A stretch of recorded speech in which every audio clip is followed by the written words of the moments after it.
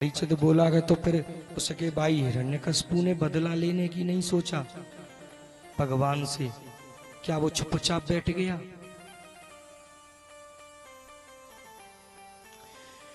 क्योंकि हर भाई अपने भाई का बदला लेता है। तब सुखदेव जी बोले कि हिरण्यकशिपु जब हिरण्याक्ष दैत्य मारा गया तो उसकी माता दिति रोने लगी। तब हिरण्यकशिपु बोला कि माते, वीर पुरुषों के लिए रोया नहीं जाता, अश्रु नहीं बहाए जाते। वो तो शहीद हुआ है, परम गति के लिए प्राप्त हुआ है, रो क्यों रहे हो? चुप हो जाओ। हिरण्यकशिपु चिंतित होने लगा और मन में सोचने लगा, मेरे भाई की मौत को इतने साल इतने दिन बीत गए, परंतु मैं पता नहीं लगा पा रहा कि मेरे भाई को आखिर किसने मारा है। तब नारद जी वहां पर आए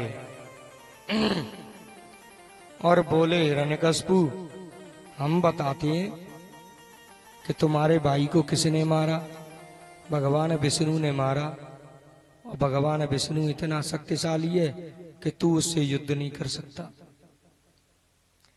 अब तो तू एक ही शर्त पे युद्ध कर सकता है कि तू ब्रह्मा जी की तपस्या कर। भाई खुश करे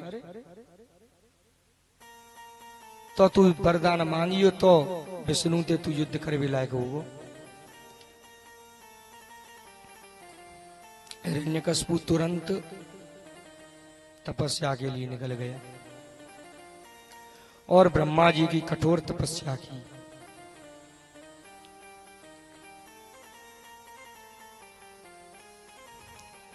हिरण्यकशिपु को 100 साल व्यतीत हो गए ब्रह्मा जी की तपस्या करते करते। मंत्र कौन सा था?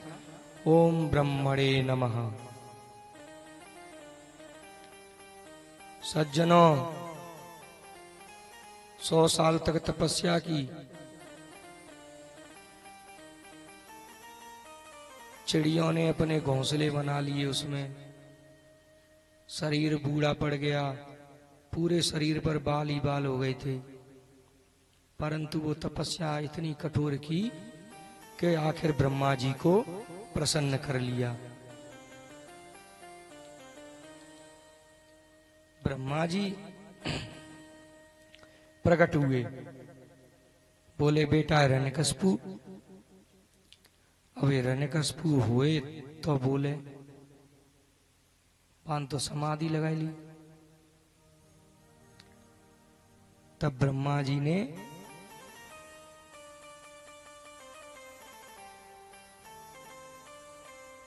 उसकी तपस्या को भंग करके उसे उठाया और उसकी 18 वर्ष की उम्र कर दी।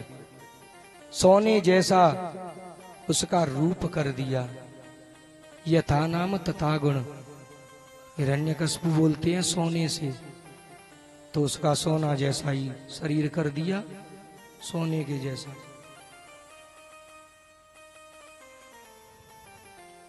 ब्रह्मा जी बोले, हिरण्यकशिपु, हम तुम्हारी तपस्या से प्रसन्न हैं, बोलो क्या वरदान मांगोगे।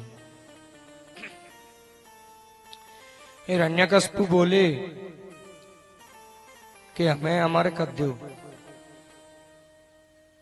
ब्रह्मा जी बोले, पागल, अमर तो हम ना ने, हमें भी जब सृष्टि किया में प्रलय होगी तो हमें भी मरना पड़ेगा, तो हम ना ने अमर तो ही कंते कर दे। परंतु इसके अलावा तू जो वरदान मांगेगा वो मैं वरदान दूंगा। क्यों?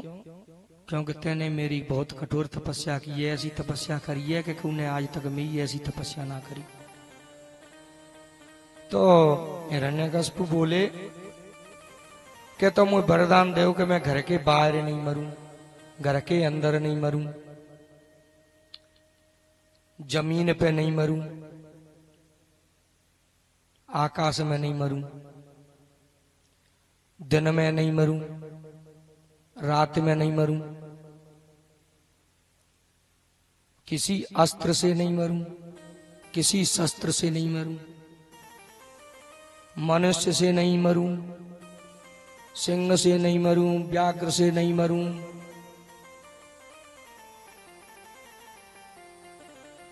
12 महीने में नहीं मरूं।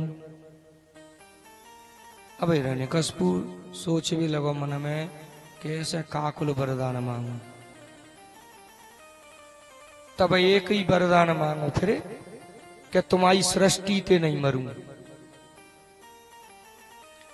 ब्रह्मा जी बोले कि हिरण्यकशिपु ताते में दुर्लभा पुंसा यान वृणी से वरान ममा। ये इतने दुर्लभ वरदान मैंने आज तक किसी को नहीं दिए, परंतु बेटा तेने कछु तपस्या ही मेरी ऐसी करी है कि मैं ती तपस्या से खुश हूं, तो आज इन वरदानों को भी देने से पीछे नहीं हटूंगा। ब्रह्मा जी ने वरदान दिए। ब्रह्मा जी बोले और मांगे ले, का मांगे रो है?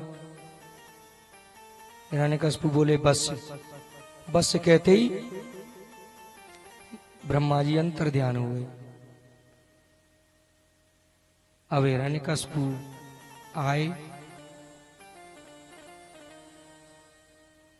आए तो अपने सिंहासन पे बैठे। नारद जी आए कि अरे हिरण्यकशिपु बेटा तेने तो बहुत कमाल कर दो, बड़ी कठोर तपस्या करके आए हो, बहुत दुर्लभ वरदान लेके आए हो। हिरण्यकशिपु बोलो गुरुजी वरदान तो ले आयो, पर क्या फायदा भी वरदान को? वो विष्णु का बच्चा तो अब भी नहीं मुझे मिल रहा है कि बाकी तरक्की भी हम बतावत हैं। तू यज्ञ अनुष्ठान भागवत सब बंद कराए दे। जे ऋषि मुनियों के तप हो रहे हैं इनको बंद कराए दे, और जिन ब्राह्मण के नौत आ रहे हैं भी नौतने बंद कराए दे, क्योंकि ब्राह्मण के पेट में एक अग्नि ऐसी है जो सीधा विष्णु से जुड़ी है। ब्राह्मण जो खाते हैं, अग्नि में आहुति देते हैं, वो सब विष्णु के पेट में जाता है। और इन्हें सबको बंद करा देगा तो विष्णु भूखा मरेगा, तो एक न एक दिन वो तेरी घर में आ जाओ। हिरण्यकशिपु ने एक नया संविधान बनाया। नमोची संवरासुर सभी को जीत लिया, पूरे विश्व पर अपना राज्य स्थापित कर दिया और बोला मंत्रियों सैनिकों, आज से हम जो कानून बनाएंगे वो कानून चलेगा, कोई और अन्य कानून नहीं चलेगा।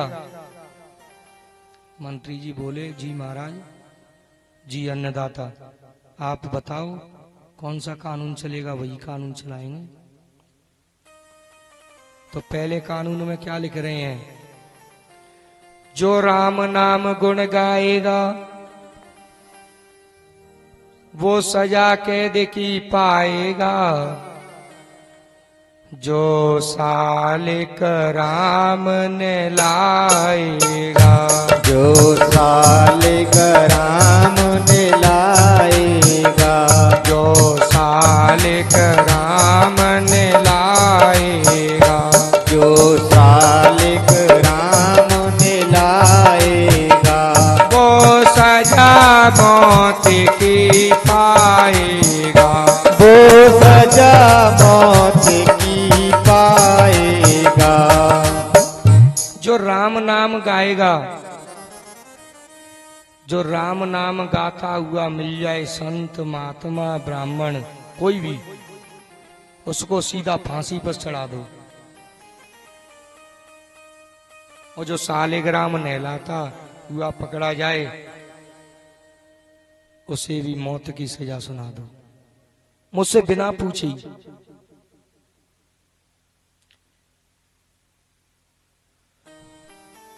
सज्जनों, नाना प्रकार के अत्याचार होने लगे, गांव के गांव में आग लगाई जा रही है, और संत महात्मा अपनी अपनी दाढ़ी मूछ मुड़ाए के नहीं हेयर कटिंग बनाए के और जिनसे के पेंट पैर पैर के नहीं अपने घर वापस आए रहे। मृत्यु का भय सबको लगता है। ब्राह्मणों ने अपने धर्मशास्त्रों को गड्ढा खोद के गाड़ दिया। देश में क्या हाल हो रहा है।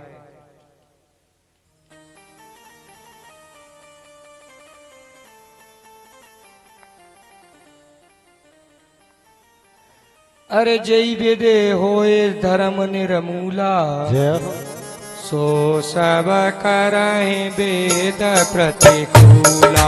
सो सब करहि वेद प्रतिकूला। जय देश देनो दुज पावै। जय देश देने तुझ पावै। नगर गाम पुर आगे लगावे। नगर गाम पुर आगे लगावे। नहीं मात पिता नहीं मेवा, साधु निभे करवाई रे सेवा। आ गई मांग पिता नहीं देवा, साधु निभे करवाए रहे सेवा। आड़े भाव कल चोर जुआरा, तेलम पट पर धन पर धारा। तेलम पट धन पर परिवारा। शोभया चरण कतौ नहीं होई, देव विक गुरु मानन कोई। शोभया चरण कतौ नहीं होई, वेद वेद गुरु मानै कोई। इनके ये आचरण भवानी, सो सबने सर जानौ प्राणी। इनके ये आचरण भवानी, सो सब नित्य जानौ प्राणी। देश देश में ये हाल हो रहा है। जगह जगह आग लगाई जा रही है। और जो कोई भी जाप करता हुआ मिलता, अनुष्ठान करता हुआ मिलता, हवन करता हुआ मिलता, तो उसे हवन में ही पूर्णाहुति कर देते। सज्जनों अत्याचार होने लगे।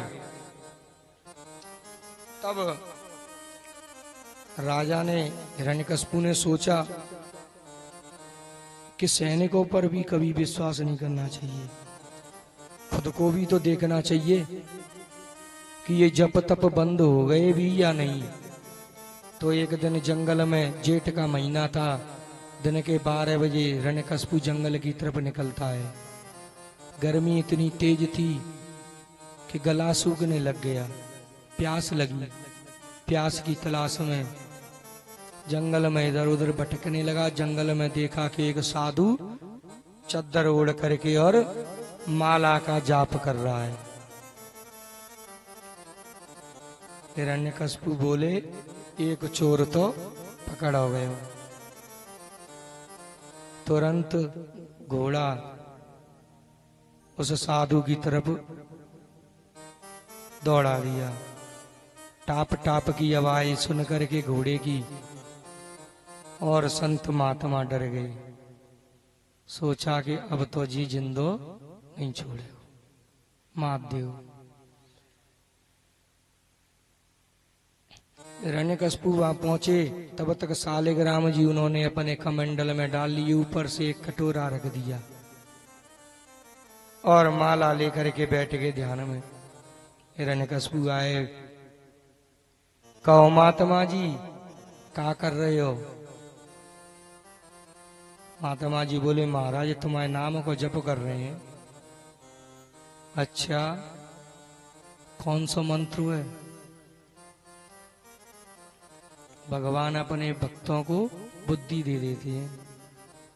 महात्मा जी बोले, ओम हिरण्यकशिपवे नमः, क्या मंत्र को जाप कर रहे हैं।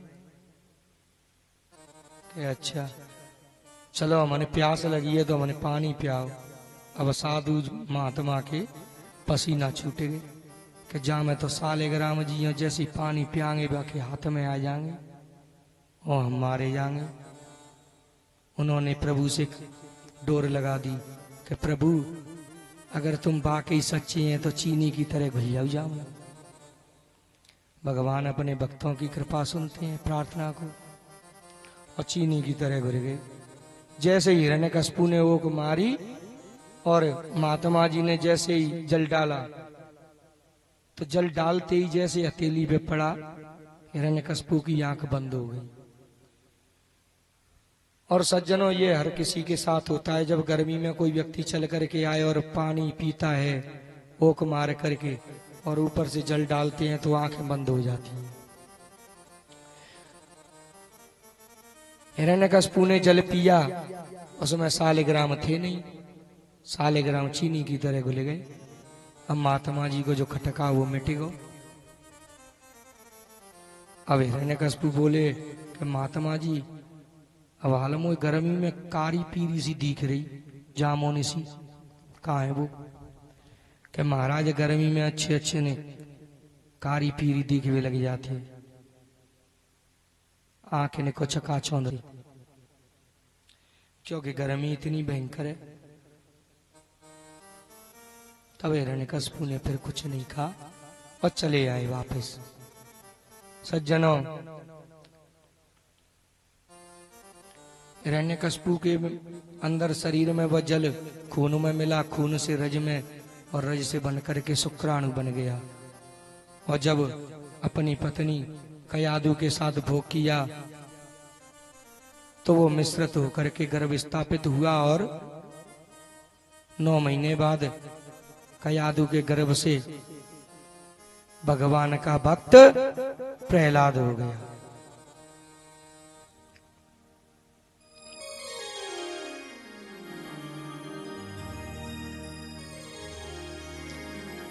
प्रहलाद जी बचपन में भगवान के ऐसे बड़े भक्त थे कि वो भजन मनी मन में करते रहते, तो कभी तो भगवान की लीलाओं में ऐसे खो जाते कि रोने लग जाते, कभी हंसने लग जाते। धीरे धीरे वो बड़े हुए 5 वर्ष के, तो उनको एक राजनीति का गुरुकुल था, संडा अमरक गुरु जी के यहाँ पर विद्या प्राप्त करने के लिए भेज दिए। वहां पर शिक्षा ग्रहण कर रहे थे। 1 वर्ष हुआ। 1 वर्ष बाद वो अपने पिताजी के यहाँ आए। पिताजी ने उनको बुलाया अपने पास और अपनी गोद में बिठाया और बोले, बेटा प्रहलाद, तुमने 1 साल में क्या पढ़ा? तब प्रहलाद बोले, पिताजी, हमने 1 वर्ष में 9 क्लास पास कर ली। हिरण्यकशिपु बोले, कहीं पागल तो नहीं हो? 1 वर्ष में तो 1 ही क्लास पास होती है, तुम 9 क्लास पास कैसे कर सकते हो? प्रहलाद बोले कि पिताजी, संत विद्वान अपनी भाषा में उसे नमदा भक्ति बोलते हैं, और हम जैसे बालक अज्ञानी उसको 9 क्लास बोलते हैं। हिरण्यकशिपु बोले, हम कछु समझे नहीं, तुम क्या कह रहे हो? प्रहलाद जी बोले कि तो हम समझ आते हैं, ना समझे तो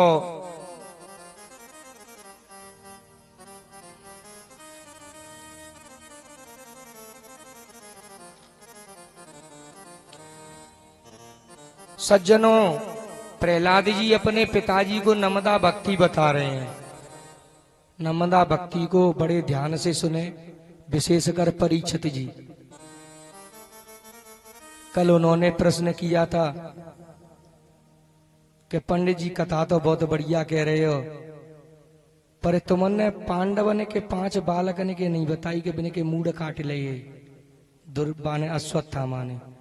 तो हमने कहा कि परीक्षित जी, अगर आप पहले दिन से कथा सुनने आते तो आपको पता चलता कि वो तो पहले ही कट चुके थे। इसीलिए परीक्षित जी विशेषकर ध्यान से सुने इस कथा को, और नहीं तो शाम को फिर कहेंगे कि नर्मदा भक्ति में जी छोड़ दो। तो सुखदेव जी कहते हैं कि राजन परीक्षित, प्रहलाद जी कह रहे हैं श्रवणम कीर्तनम विष्णु स्मरणम पादसेवनम अर्चनम वंदनम दास्यम सख्यमात्मनिवेदनम।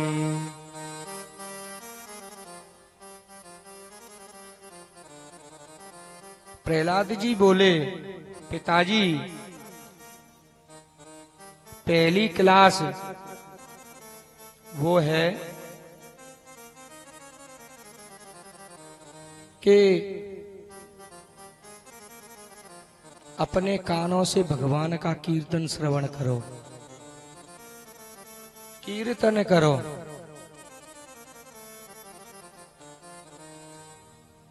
जाइए तुलसी बाबा कह रहे हैं प्रथम भगति संतन करे संगा, प्रथम भगति संतन करे संगा, प्रथम भगति संतन करे संगा, प्रथम भगति संतन करे संगा, तू शरीर ते मम कथा प्रसंगा, तू शरीर ते मम कथा प्रसंगा। तुलसीदास जी भी वही बात कह रहे हैं जो सुखदेव जी कह रहे हैं, अलग नहीं कह रहे। वो कह रहे हैं कि पहली क्लास तो वो पास है, वो मनुष्य पास है। प्रथम भगत संतन करे संगा, जो संतों की संगति करता है, संतों के पास बैठता है, वो धर्मशास्त्र में पहली क्लास पास है। और दूसरी क्लास कौन पास है? संतों के पास जा करके बैठ करके संगति करके और चिलम नहीं पिए, क्या करे? कथा प्रसंगा, ज्ञान की प्राप्ति करे, कथाओं को सुने कि महाराज भगवान ने फलाने जन्म में क्या किया था। भगवान की लीलाओं को सुने, चलम नहीं लगावे। और भगवान के चरणों की सेवा करे,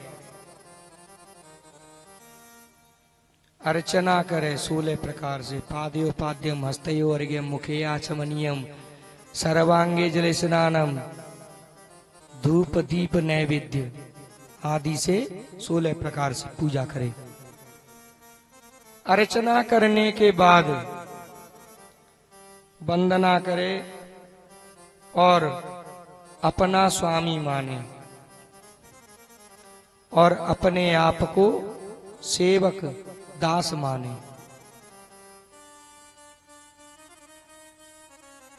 जब दास भाव प्रकट हो जाता है तब उसके बाद आत्मनिवेदनम, भगवान के प्रति सब कुछ अर्पित कर दे। फिर भगवान से कुछ याचना नहीं करे, मांगे नहीं कजू, बस यही कि वे भगवान थे कि भगवान आप जैसा मुझे रखोगे वैसे ही मैं रहूंगा। जाई वेद राखे राम ताई वेद रहिए, जाई वेद राखे राम ताई वेद रहिए। सीताराम सीताराम सीताराम कहिए, सीताराम सीताराम सीताराम कहिए। के राम ताई विधि रहिए। जाई विधि राखे राम ताई विधि रहिए। और जो व्यक्ति संतों की संगति करने लग जाए, समझो वो शास्त्र की पहली क्लास पास है और संतों के पास बैठकर संतों की वाणी सुने, कथा सुने, वो दूसरी क्लास पास है।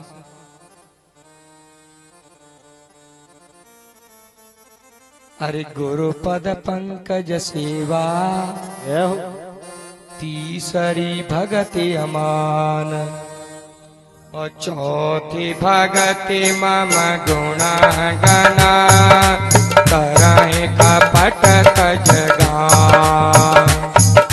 चौथी भगति मम गुण गना करहि कपट तज गान। गुरु महाराज के चरणों की सेवा करे, वंदना करे। गुरु पद पंकज सेवा। और कैसे? अमानी हो करके। अमानी किसे कहते हैं? हम गए एक सज्जन के पास, सज्जन से पूछा कि क्यों आपने गुरु बना लिया अपना? अब वे सज्जन कह रहे हैं कि गुरु की यही तलाश में है पंडित जी, पर कोई ऐसा गुरु मिलो ना है अभी तक। पंडित जी बोले कि तो कैसे गुरु की तलाश कर रहे हो, हमें बताए दो। अगर हमें ऐसे गुरु मिलेंगे तो हम तुम्हें बता देंगे। तो सज्जन कहने लगे कि पंडित जी कम से कम ऐसा गुरु तो होना चाहिए, कम से कम के बापे 8-10 बीघा जमीन हुई। पंडित जी बोले अच्छा कि बा जमीन को क्या करोगे? खेत में आलू करोगे? तो सज्जन बोले कि कब तक आए गुरु जी, जब गुरु मत जागो तो हम ही तो मेहनत बनेंगे। ये अमानी नहीं होता है। अमानी होकर के पूजा करे, वंदना करे, अर्चना करे, तब वो तीसरी क्लास पास माना जाएगा।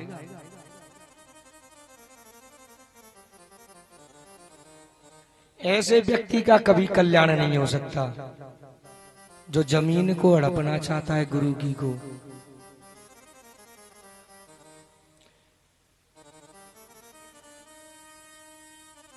और चौथी भक्ति है जो कपट छल छिद्र को त्याग करके और भगवान का कीर्तन करे। भगवान के कीर्तन में कपट नहीं आना चाहिए, पर सज्जनों कपट आ जाते है। हम बताएं कैसे आते हो? कि एक मंदिर पर एकादशी व्रत का दिन था और वह मंदिर पर एक गुरु रहते थे और कई संत महात्मा उनकी चेलाए वो रहा करते थे और कुछ संत आए थे। गुरु का आदेश था कि भैया 2 घंटा कीर्तन करना पड़ेगा, जब फलार होगो, इसीलिए 2 घंटा तक कीर्तन करो सब। ढोलक मजीरा बाजे लेके नहीं बैठ गए, अब कीर्तन कर रहे। एक पंडित जी पहुंचे हुए, पंडित जी बैठ गए कीर्तन में। पंडित जी पूछ रहे संत थे,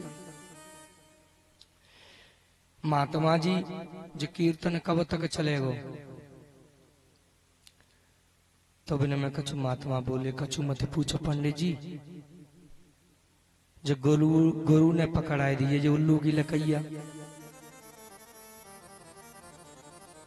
एक तो आज एकादशी को व्रत हुआ, पिता में तो भूखे मर रहे हैं, और पिता में गुरु को आदेश हुआ कि 2 घंटा तक कीर्तन करना हुआ। पंडित जी भावई कैसी है कि जा घड़ी में आग लग रही है, 2 घंटे ही नाने है रे। तो ये कपट आ गया। इसीलिए कपट को त्याग करके भगवान की कीर्तन करना चाहिए।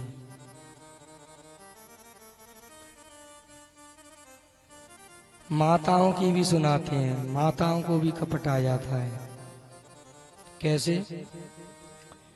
भागवत हो रही थी एक जगह, और उस भागवत में आपको तो पता है सबसे आगे माताएं बैठती हैं, उनके पीछे पुरुष।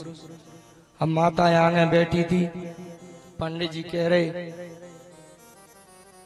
कि आज भगवान को कीर्तन करते, कीर्तन करवे थे सब पाप मिट जाते हैं।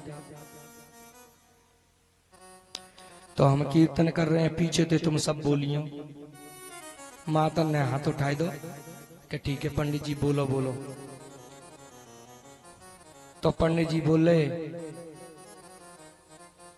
कि कृष्ण कन्हैया की जय जय बोले, कृष्ण कन्हैया की जय जय बोले, जय जय बोले, जय जय बोले, जय जय बोले, जय जय बोले, कृष्ण कन्हैया की जय जय बोले, कृष्ण कन्हैया की जय जय बोले। अब सामने मैया बैठी एक मोटी ताजी है, बूढ़ी बड़ी है, वो नहीं बोल रही और सब माता बोल रही।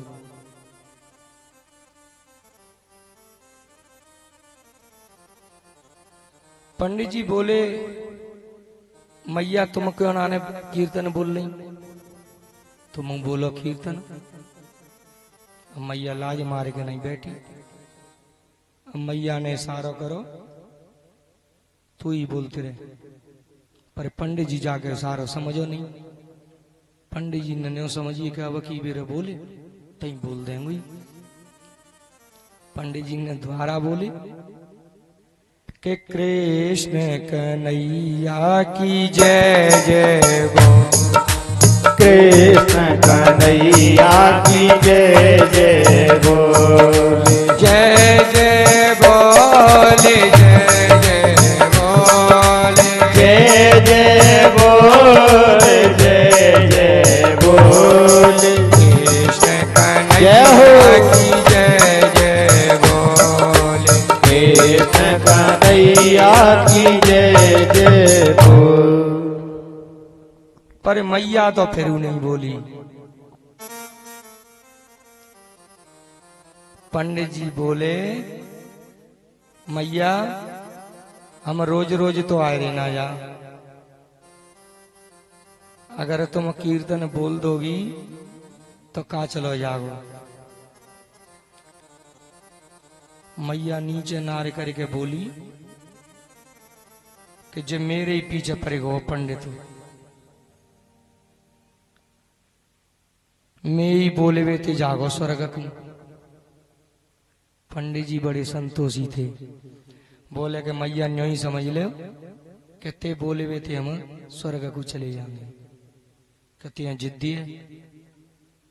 पंडित जी बोले और का मैं तो बुलवाए के जाऊंगा।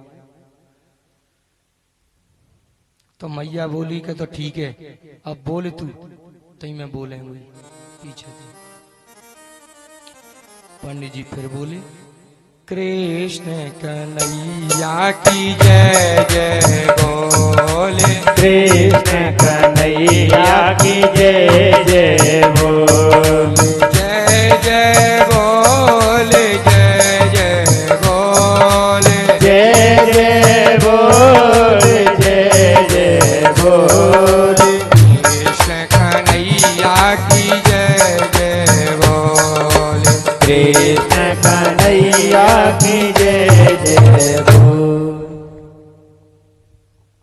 तो सज्जनों अब की बार मैया बोली तो थी, पर का बोली कि पंडित जी तो बोल रहे कि कृष्ण कन्हैया की जय जय बोले, और मैया का बोल रही कि चंपो के दादा की जय जय बोले, चंपो के दादा की जय जय बोले। पंडित जी एकदम से बोले कि अरे मैया जी क्या कर रही हो? तब वो मैया एकदम से खड़ी है गई और बोली कि पंडित मैं जा नाम है कैसे ले दूं, जितो में बिन को नाम हुए कन्हैया लाल बिन के पति देव को नाम हुआ जय भावई जिरई और चंपो बाकी मोड़ी तीबा ने चंपो के दादा की जय जय बोल दी। तो सज्जनों कहने का मतलब ये है कि यदि कीर्तन में पिता का, पति का, किसी का भी नाम आ रहे हो, जेठ का आ रहे हो, चाहे ससुर को आ रहे हो, तब तो और जोते नाम लेना चाहिए और ऐसे लेना चाहिए कि जैसे आज गनगौरी है, गनगौरी में सब अपने अपने पति ने को नाम लेते हैं का, ऐसे ही समझ लो भगवान के कीर्तन।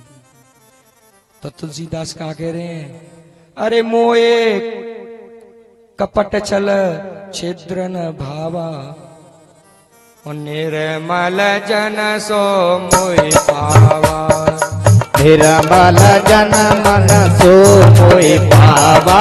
श्री राम जय राम जय जय राम, श्री राम जय राम जय जय राम।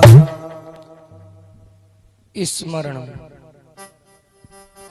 मतलब, स्मरण मतलब जप, इस स्मरण का मतलब दूसरा है जप।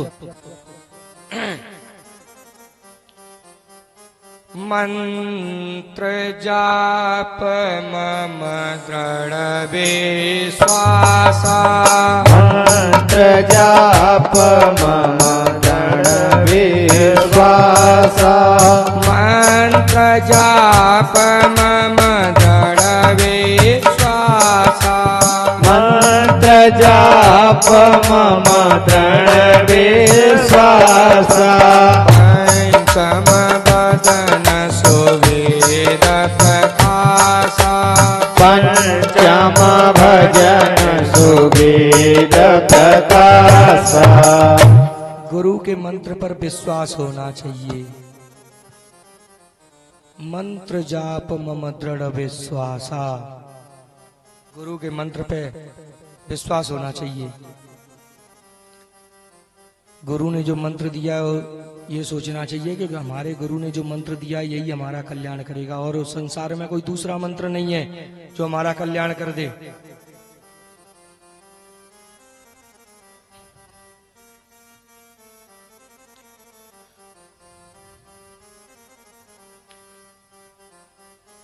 ऐसा नहीं होना चाहिए कि पंडित जी एक गांव में गए, एक सज्जन के घर, वहां पर एक बाबा जप कर रहे, तो पंडित जी बोले कि बाबा तुम तो बहुत बढ़िया हो जो माला लेके जप कर रहे हो।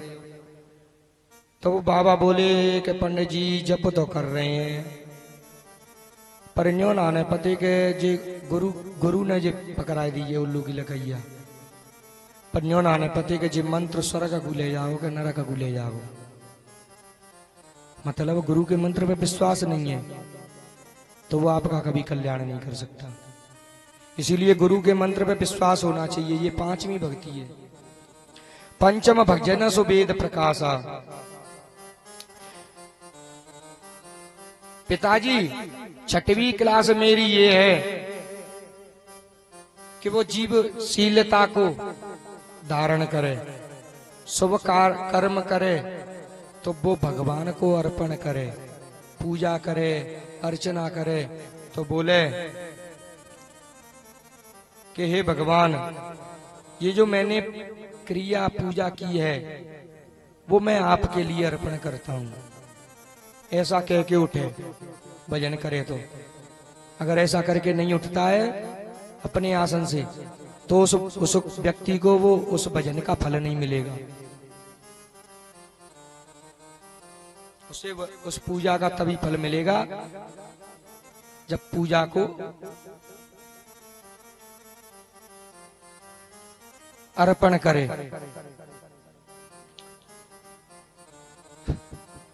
और सातवीं भक्ति है कि ये सब जो संसार है, इस संसार को मुझ में देखे, प्रभु में देखे। जितने भी पुरुष हैं उनको भगवान राम समझे, जितनी भी स्त्री हैं उनको भगवान सीता समझे।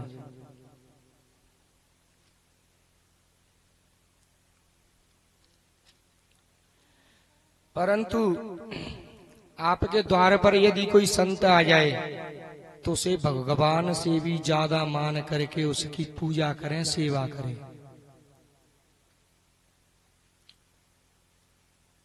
ये है सातवीं क्लास। यदि वो ऐसा करता है तो वो धर्मशास्त्र की 7 क्लास पास है। छठदमशील बिरति बहु कर्मा, जय जय सीताराम हरे। छठदमशील बिरति बहु कर्मा, जय जय सीताराम हरे। बिरत निरंतर सज्जन धर्मा, जय जय राधे श्याम हरे। बिरत निरंतर सज्जन धर्मा, जय जय राधे श्याम हरे। सातम जब सब मोह में देखा, जय जय सीताराम हरे। सातम सग जग मोहि में देखा, जय जय सीताराम हरे। होते संत कर लेखा, जय जय राधे श्याम हरे। होते अधिक संत कर लेखा, जय जय राधे श्याम हरे। 8वीं क्लास वो है जैसा मिल जाए उसी में संतोष करे, भगवान का प्रसाद मान करके उसी को ग्रहण करे। ये नहीं होना चाहिए देख पराई चूपड़ी, मत ललचावे जीव।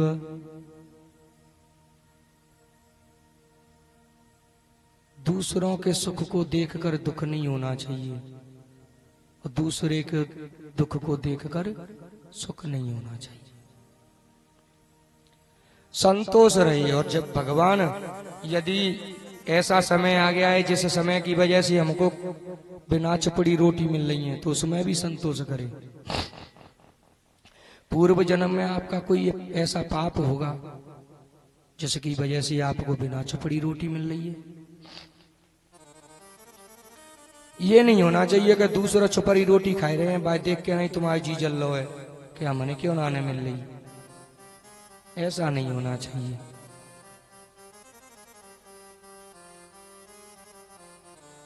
जितना भगवान ने कर्म के अनुसार हमें दिया है उसी में खुश रहना चाहिए, उसी में आनंदित रहना चाहिए। और स्वप्न में भी पराये को दोष नहीं देना चाहिए। यदि दोष दे तो वो अपने आप को दे। कैसे दे?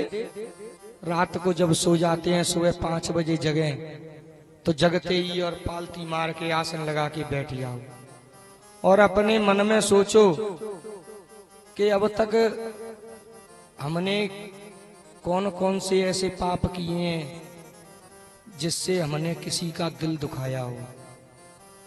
हमने ऐसे कौन से बुरे काम किए हैं जिसकी वजह से दुख प्रकट हो। तब आपको पता चलेगा। क्या पता चलेगा? अरे जो बुरा जो देखन मेल चला, बुरा न मिलया कोई। और जो दिल को जापना, मुझसे बुरा न कोई।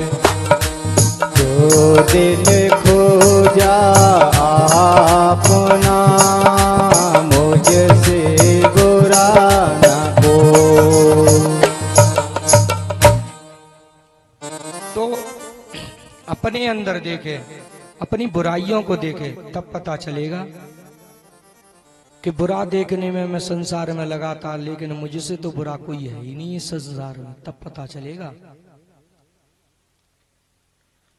तब हिरण्यकशिपु बोले, अरे सैनिकों, संडा अमरक गुरुजी ने बुलाऊ, जे तो मैं मैं बेटा प्रहलाद नमदा भक्ति सिखाई दी। बुलाओ संडा अमरक गुरुजी को। संडा अमरक गुरुजी कांपते हुए आए। बोले, मैंने राजनीति विद्यालय में विद्या सिखाने के लिए मैंने अपने बेटे को भर्ती किया था और तुमने उसे नमदा भक्ति सिखा दी। कि महाराज, हमने जाए नमदा भक्ति ना सिखाई। कि तो किसने सिखाई है? कि महाराज, जो तो अपने पेट अति सीख के आए हो, सीखो सिखाए, हमने ना सिखाई।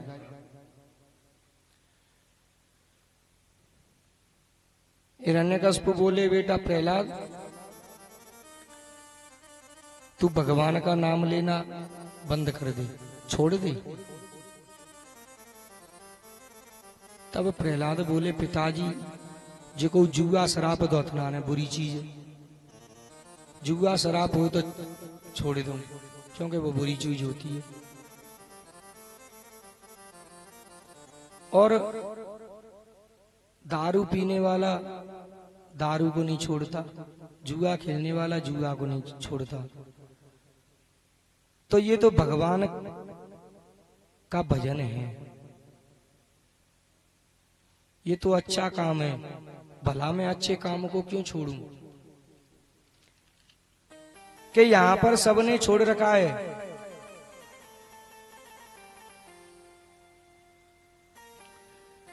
तब प्रहलाद बोले कि पिताजी,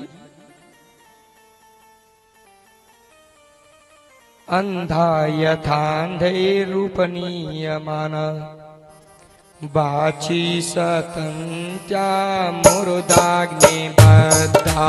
बाची सतंत्या मुर्दाग्नि बंधा। निशामते तावदरुक्रमाग्निं। निशामते तावदरुक्रमाग्निं। सत्य नरता पगमो यदर्तः। संत पापगमो यदर्तः। हिरण्य प्रहलाद जी बोले, पिताजी, एक अंधों की लेन जा रही थी।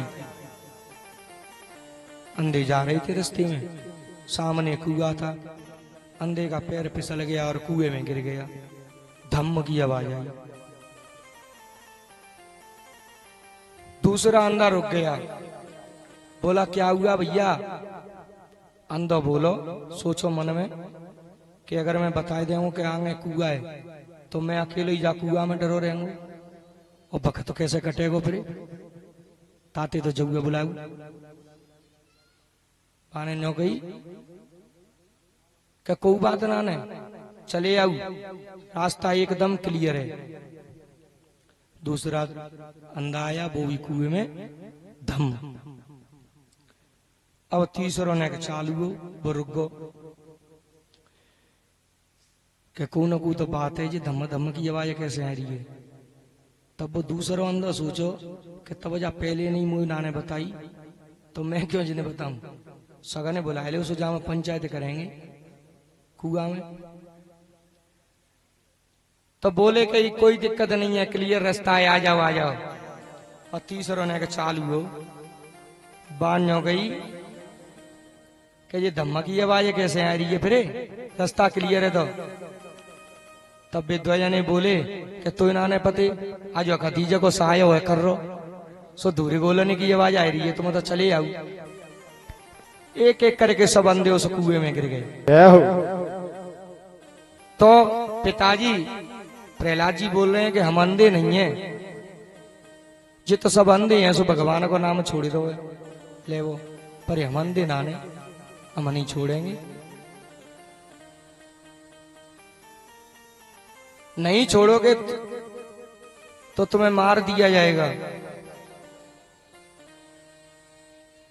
कि मारने वाले न तुम होते ना हम होते, मारने वाला तो वो परमात्मा है जिस दिन मृत्यु आ जाएगी अपने आप मर जाएंगे, एक ठोकर लग जाएगी उसी से मर जाएंगे।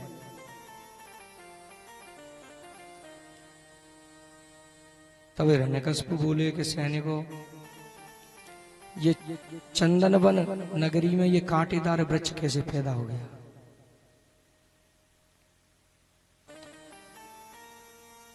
यदि कांटे का एक वृक्ष लग जाए तो उसको जब जड़ से उखाड़ दोगे तो दूसरा वृक्ष नहीं होगा, वरना धीरे धीरे सब बहुत सारे वृक्ष हो जाएंगे। इसीलिए अगर एक राम भक्त है को अगर जे जाको खेल खत्म नहीं करो तो धीरे धीरे कई और राम भक्त है जाएंगे। तो संडामरक गुरुजी बोले, महाराज बालक है छोड़ दो। कि नहीं, यदि इसको छोड़ दिया तो ये और भक्त बना देगा। इस प्रकार सज्जनों प्रहलाद को मारने के लिए अनेक उपाय किए हिरण्यकशिपु ने। ऊंचे पर्वत से गिरवाया, कुवलिया पीड़ हाथी के पैरों से कुचलवाया, गरम तेल की कढ़ाई में डाला, परंतु उसे बाल विवाह का नहीं हुआ। होलिका हिरण्यकशिपु की बहन थी।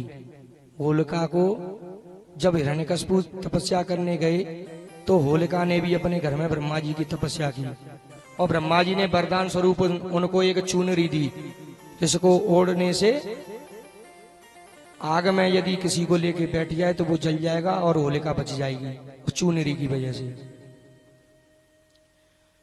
तो उसके द्वारा होलिका ने भी प्रयास किया प्रहलाद को जलाने का, परंतु वो चुनरी उड़ करके प्रहलाद के ऊपर आ गई और होलिका जल करके भस्म हो गई। इस तरह अनेकों अनेक उपाय किए, परंतु उपाय सक्सेस नहीं हुए, सफल नहीं हुए। तब संडामरक गुरुजी बोले कि गुरुजी जाए हमारे पास छोड़ दो, हम जाए राम को नाम ले वो बुलाए देंगे। मैंने ठीक है ले जाओ, अच्छी बात है बुलाए दे दो। अपने गुरुकुल ले गए। एक दिन संडामरक गुरुजी का निमंत्रण आ गया तो प्रहलाद जी को मॉनिटर बना के नहीं चले गए। मॉनिटर बना के चले गए तो बिन्ने तो और समय मिलेगा, जगह बढ़िया मिलेगी। सारे दैत्य बालकों को भगवान का उपदेश दिया, सुंदर उपदेश दिया, और उस उपदेश की वजह से सभी बोले कि तो प्रहलाद बता तू कैसे कीर्तन करें भगवान को, पता हम वैसे ही करेंगे।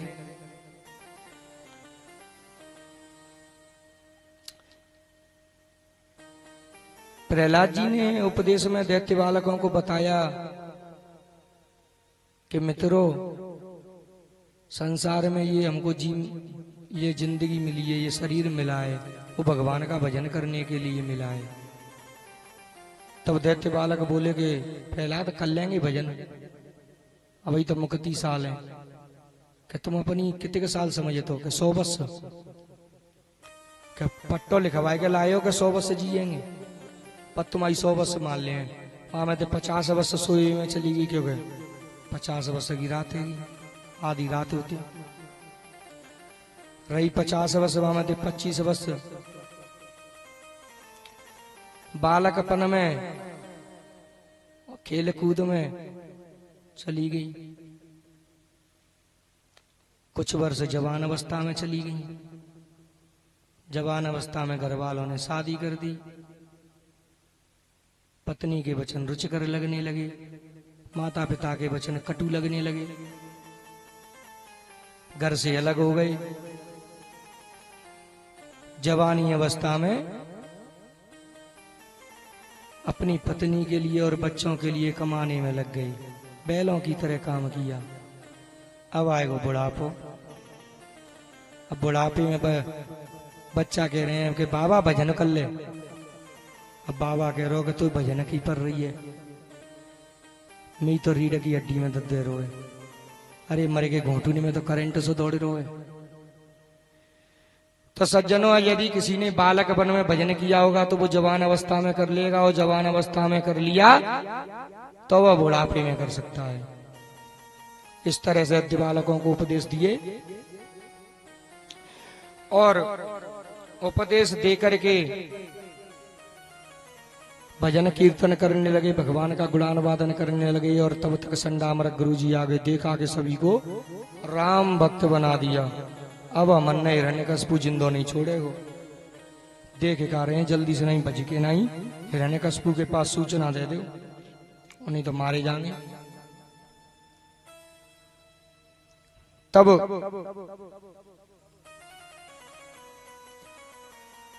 हिरण्यकशिपु को सूचना दी, हिरण्यकशिपु को क्रोध आया।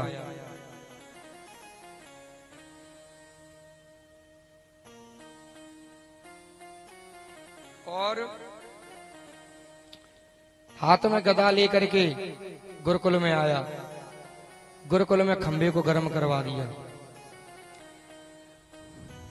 अब हिरण्यकशिपु वहां पर आकर के और प्रहलाद से कहता है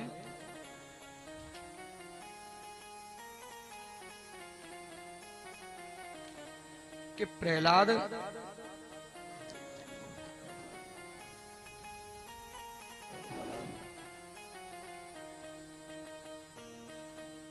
मैं तो ब्रह्मा जी के वरदान पर गरज रहा हूं, परंतु प्रहलाद तू ये बता तू किसके बल पर गरज रहा है।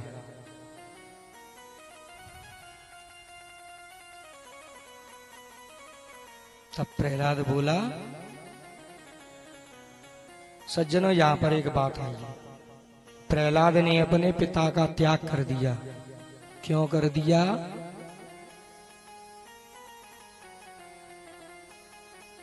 क्योंकि जाके प्रिय न राम वैदेही, जिसके मन में, जिसके दिल में राम प्रिय नहीं है, जिसको राम प्रिय नहीं है, उसको 1 करोड़ दुश्मन मान करके उसका त्याग कर देना चाहिए। जब सज्जनों प्रहलाद अपने शुरू से पिताजी पिताजी कह के बात करते आ रहे हैं, परंतु यहाँ पर जब हिरण्यकशिपु ने बोला कि मैं तो ब्रह्मा जी के बल पे गरज रहा हूं, पर तू किसके बल पे गरज रहा है, उसी क्षण उसने अपने पिताजी का त्याग कर दिया।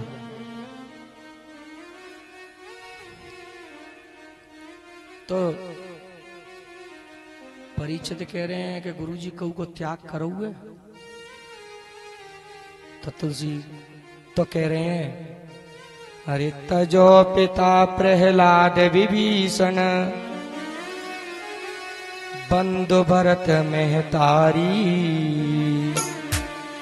और गुरु बोली तजो कांत ब्रज बनि तने भय मृद मंगलकारी।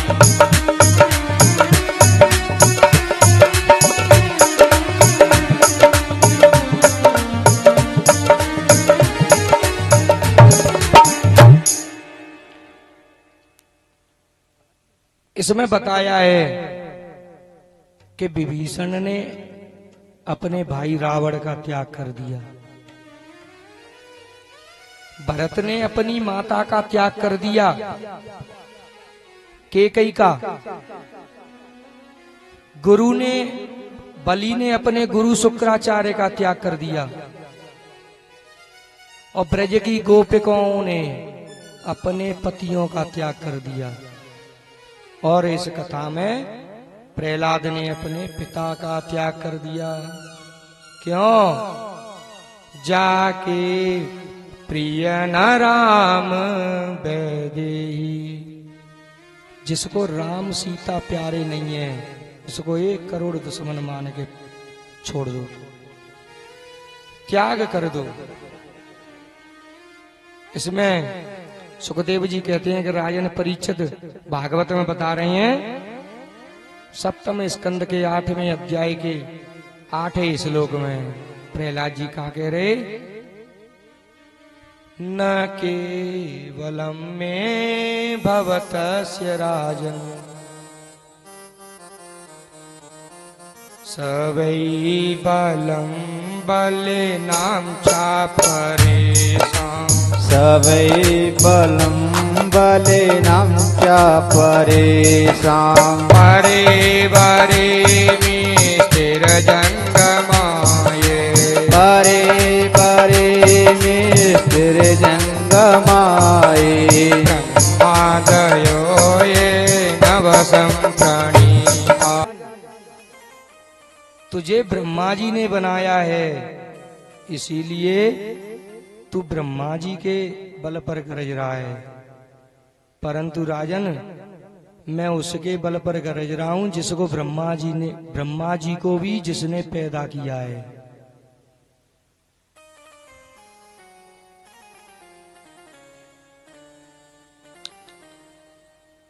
तो बता तेरा ये भगवान कहाँ स्थित है? प्रहलाद बोले, राजन ये पूछो कहाँ नहीं है मेरा भगवान।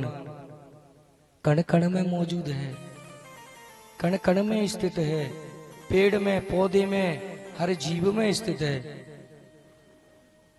तब प्रहलाद कहा कह रहे, हर कण में मेरे भगवन तू ही समा रहा है, कोयल की कूक में भी तू चहचा रहा है। हर कण में मेरे भगवन तू ही समा रहा है, कोयल की कूक में भी तू चाह रहा है। रवि चंद्र और तारे सब तेरे सहारे,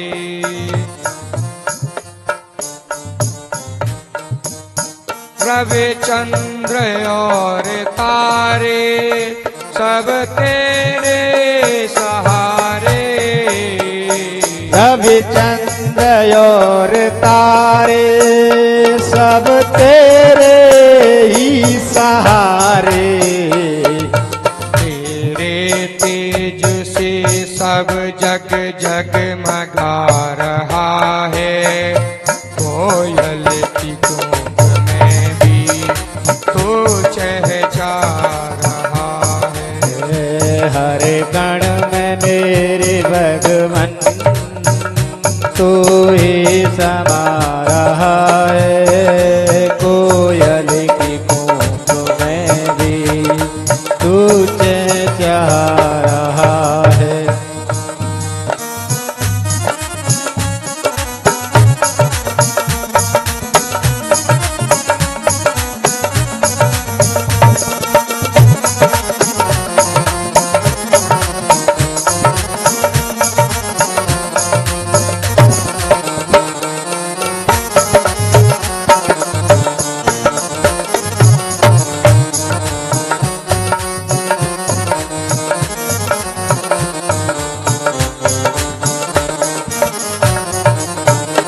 एक तो ही तू रमा है सब फूल पत्तियों में, एक तू ही तो रमा है सब फूल पत्तियों में, बुल बुल भी बैठा डाली यह गीत गा रहा है, कोयल की कूक में भी तो चहचा रहा है। हर कण में मेरे भगवन तू ही समा रहा है, कोयल की कूक में भी तू चाह रहा है।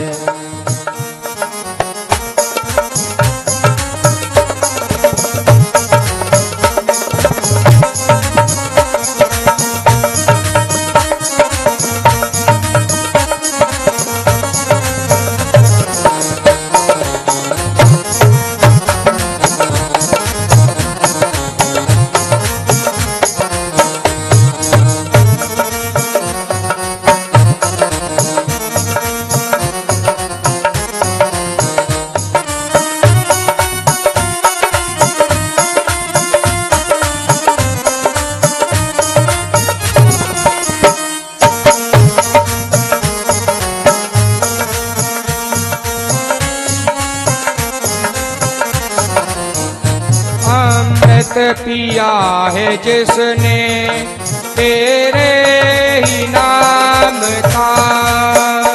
अमृत पिया है जिसने तेरे ही नाम का। पापों से हट के तेरे दर्शन को पा रहा है।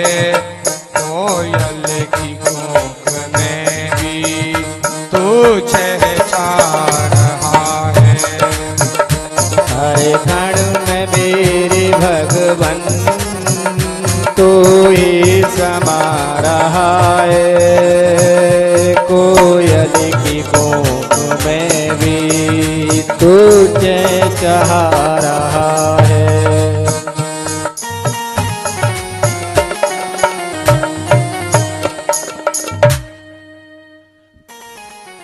तो प्रहलाद बोले कि मेरे भगवान तो कण कण में वास करती हैं, कण कण में है।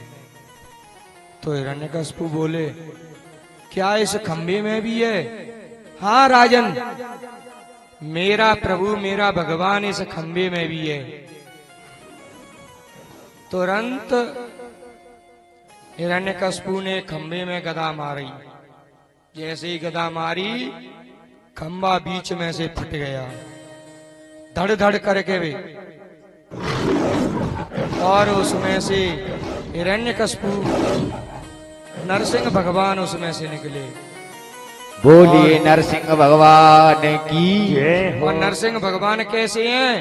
कराल दृष्टम करवाल चंचल, कराल दृष्टम करवाल चंचल, काल दृष्टम करवाल चंचलम, छोरांत जीवम प्रकृति मुकुलवणम, छोरांत जेयम प्रकृति मुकुलवणम, सर्व कारणं गिरिकंदराद्भुत व्यासास्य नासहनुवेदभीषणम्। सद्बोधकरणं गिरिकंदराद्भुतं व्यासस्तनादं अनुवेदभीषणम्। बड़े विकराल दांत हैं, बड़ा विकराल शरीर है, लंबे लंबे बाल हैं, शेर जैसा मुंह है, बड़े बड़े दांत हैं, बड़े बड़े हाथों के नाखून हैं, उंगलियों के, सिर शेर जैसा है, शरीर मनुष्य के जैसा है, और मुंह से अग्नि की ज्वालाएं निकल रही हैं, अग्नि की लपटें निकल रही हैं।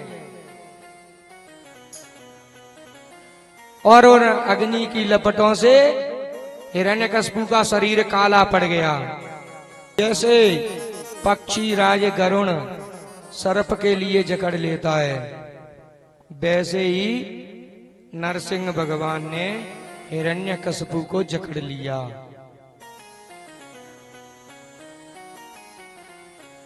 और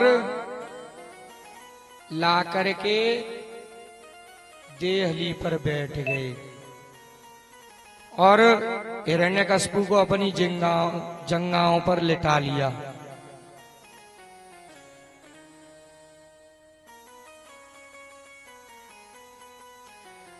और हिरण्यकशिपु से नरसिंह भगवान कहने लगे कि हिरण्यकशिपु, तू अपने वरदानों को पहले याद कर ले, वरना तू ये कहेगा कि मैंने तो वरदान मांगे थे, फिर भगवान ने मुझे मारा कैसे। इसीलिए तू अपने वरदानों को याद कर ले। हिरण्यकशिपु बोला कि मैंने ब्रह्मा जी से वरदान मांगा था कि मैं घर के अंदर नहीं मरूं, घर के बाहर नहीं मिलूं। तो नरसिंह भगवान बोले कि हिरण्यकशिपु, न तो तू घर के अंदर है न घर के बाहर है, तू देहरी पे, देहरी ने तो घर के अंदर मानी जाते हो न बाहर मानी जाते।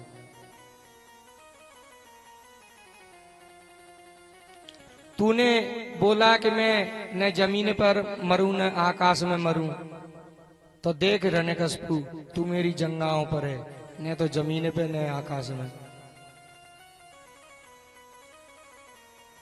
तूने बोला न सिंह से मरूं न मनुष्य से मरूं, तो न तो कोई मुझे सिंह कह सकता है न मनुष्य कह सकता है, क्योंकि मैं आधा सिंह का हूं और आधा मनुष्य का बना हुआ हूं। तूने कहा कि मैं ब्रह्मा की सृष्टि से नहीं मरूं, तो सुने हिरण्यकशिपु, मुझे ब्रह्मा जी ने पैदा नहीं किया है, मैंने ब्रह्मा को पैदा किया है। तूने कहा था कि मैं 12 महीने में न मरूं,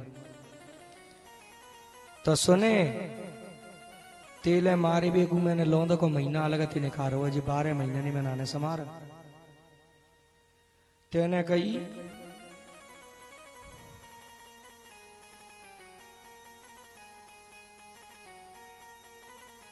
तूने बोला कि मैं अस्त्र से नहीं मरूं, शस्त्र से नहीं मरूं, तो देख हिरण्यकशिपु,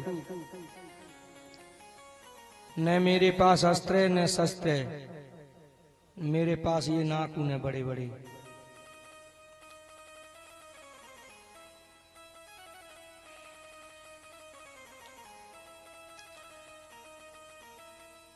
इतना कहते ही नरसिंह भगवान ने क्या किया, नखांकरोत पाठित सरिसरोरुहम, नखांकरोत पाठित सरिसरोरुहम, नखांकरोत पाठित सरिसरोरुहम, विसृज्यतस्यानुचरानुदायुधान्, विसृज्यतस्यानुचरानुदायुधान्, आहंसमन्तानखशस्त्रपाशणिभिः दण्डयुतो नृपतान् सहस्रशः, अहंसमन्तान्तकशस्त्रपाशणिभिः दण्डयुतो नृपतान् सहस्रशः। इतना कह करके वरदानों को याद दिला करके इस नरसिंह भगवान ने क्या किया, हिरण्यकशिपु की छाती पे अपने नाखून गड़ा दिए और छाती को फाड़ दिया बीच में से।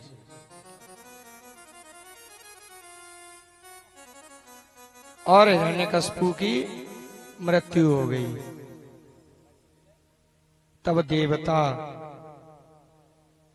तब नरसिंह भगवान अत्यंत क्रोधित हुए, क्योंकि हिरण्यकशिपु का वध किया था और लाल आंखें हो रही थी, नाखून खून से सने हुए थे और मुंह से ज्वार भाटाएं निकल रही अग्नि की, और सिंहासन पे बैठ गए।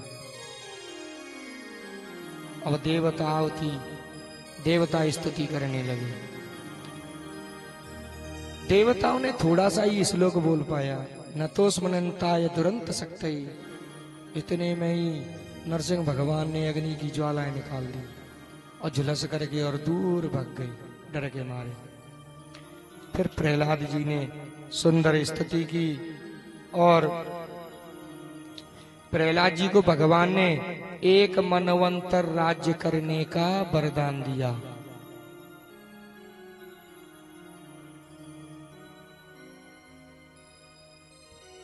अब राजा परीक्षित कहते हैं कि भगवान गुरुजी ये एक मनवंतर क्या होता है? तब सुखदेव जी कहते हैं, राजा परीक्षित इसमें 100 बार सतयुग बीत जाता है, 100 बार त्रेता युग बीत जाता है, 100 बार द्वापर युग बीत जाता है, 100 बार कलयुग बीत जाता है, तब एक मनवंतर पूरा होता है। इतना राज्य दिया। और नरसिंह भगवान बोले कि बेटा प्रहलाद, हमसे बहुत बड़ी गलती हो गई है कि हम जब अवतार लेते हैं तो अपने भक्त से पहले इच्छा पूछते हैं, परंतु क्या करें बेटा, हिरण्यकशिपु ने अत्याचार इतने किए आप पर कि हमें क्रोध आ गया और हमने आपकी बिना आज्ञा के हमने आपके पिताजी को मार दिया, वध कर दिया, इसीलिए हम क्षमा मांग रहे हैं। भगवान इतने बड़े दयालु हैं, एक भक्त से क्षमा मांग रहे हैं और वचन देते हैं कि यहां से आगे कितना भी घोर पापी क्यों न हो जाए आपके वंश में, हम अपने हाथों से नहीं मारेंगे उसे। इस प्रकार नरसिंह भगवान बोले कि आप सनकादि कुमारों द्वारा अपने पिताजी की अंत्येष्टि क्रिया करो और 4 वर्ण 4 आश्रमों के बारे में ज्ञान देंगे, राज्य कैसे किया जाता है ये ज्ञान देंगे आपको। और ज्ञान दे करके और एक मनमंत्र राज्य किया प्रहलाद जी ने, और अंत में परम धाम के लिए गए। सज्जनों, इसके साथ ही सप्तम स्कंद समाप्त हो जाता है और 8वें स्कंद में प्रवेश करते हैं।